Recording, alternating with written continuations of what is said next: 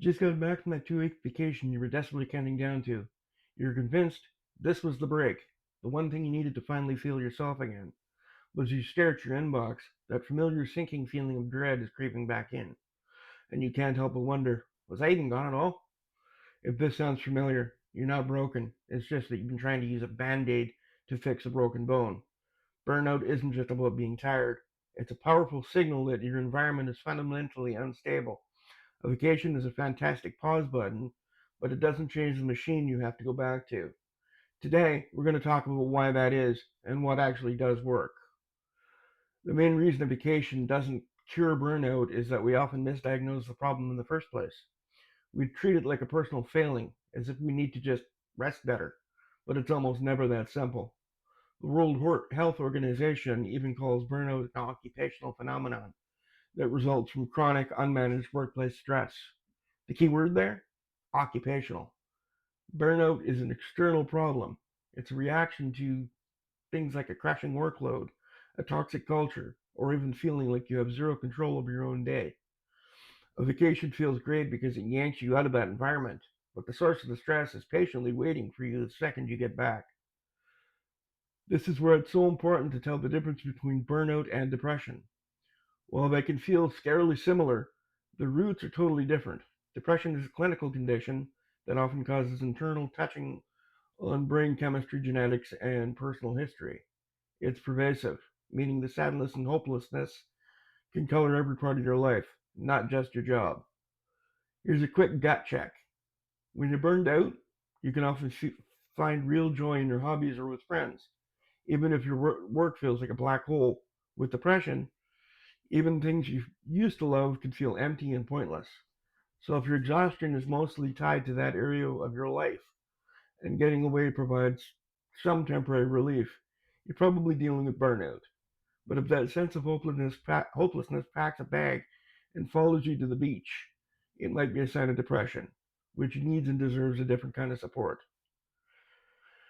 Figuring out which one you're facing is the real first step towards getting better. It's about knowing whether you need to change your circumstances or if you need to seek deeper support for your mental health. If these are the kinds of conversations that are important to you, make sure you subscribe to the channel. We're all about figuring out how to build a life that actually works without burning ourselves out in the process. All right, so if 2 weeks of doing nothing isn't the magic cure, what is? The answer is less than escaping and more about engaging. You have to face the stressors head on. This means, or doesn't mean, you have to dramatically quit your job tomorrow, but it does mean you have to start making some intentional changes. First, play detective. Get real specific about what's draining you and your energy.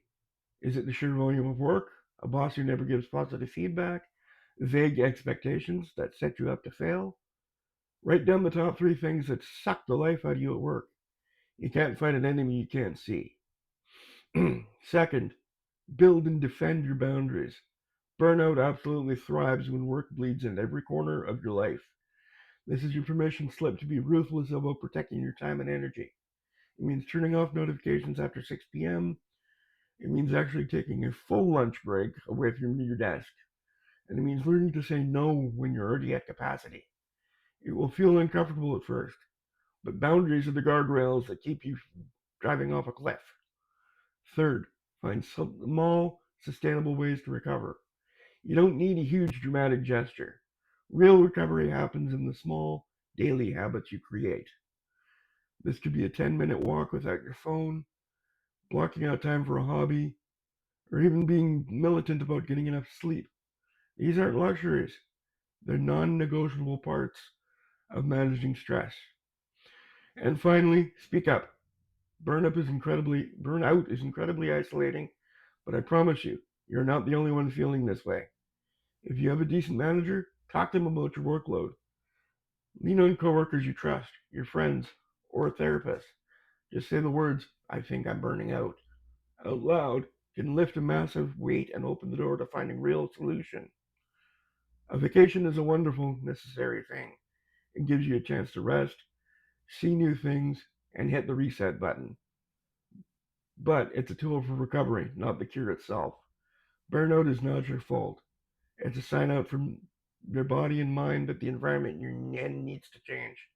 By identifying what's really going on, setting firm boundaries, and building recovery into your daily life, you can start to fix the problem at its source and take your energy back for good.